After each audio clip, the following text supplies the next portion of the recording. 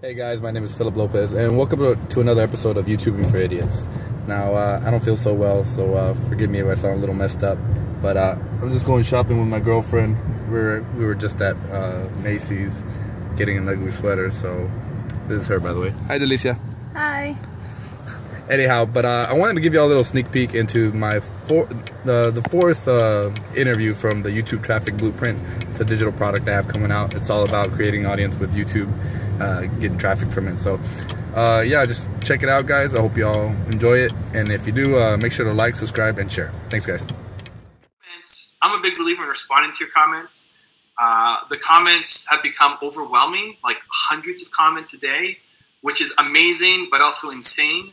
And so my wife has now helped me in terms of managing the comments. She'll respond to them and she'll put her name at the end and then flag the ones that I need to see. Comments, feedback, advice, haters. She doesn't like dealing with the haters, so I get flagged the haters. Yeah, so that's a typical week, man. On top of running my business and investing in companies, it's fun, but I love it. Like, I get the energy from YouTube.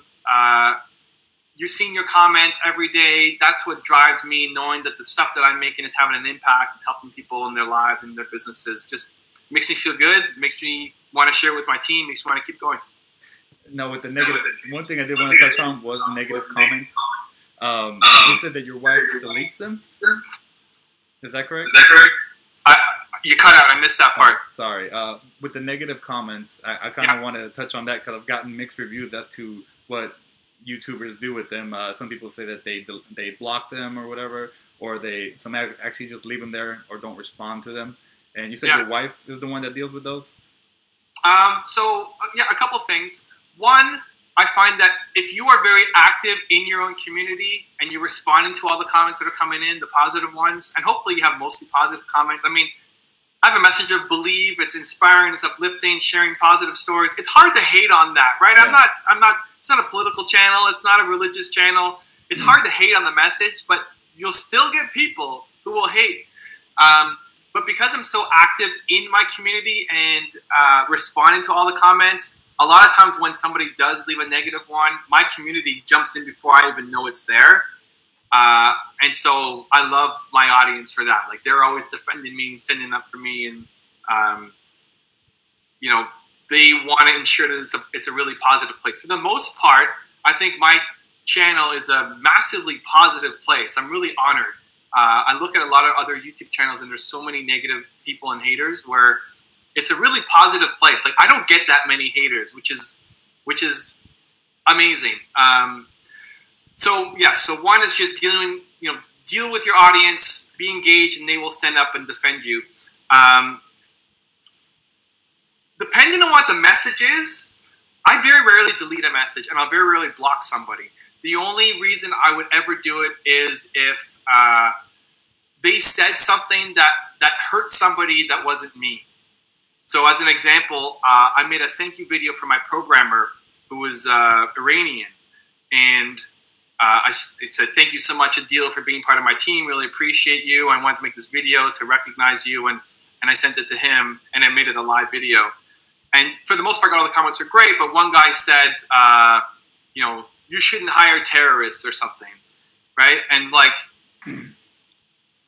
I'm okay if you attack me because it's a stupid comment, but I don't want him to have to deal with that because I put him in the public eye, right? I put him there. He didn't ask for it, and so I would delete and block that person.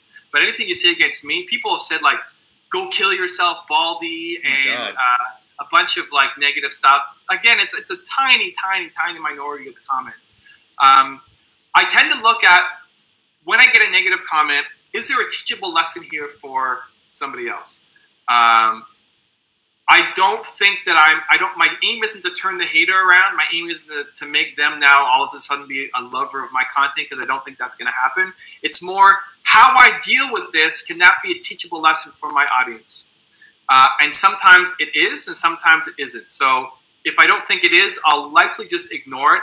I might even just give it a happy face. I might just thank them for watching, just as like tongue-in-cheek.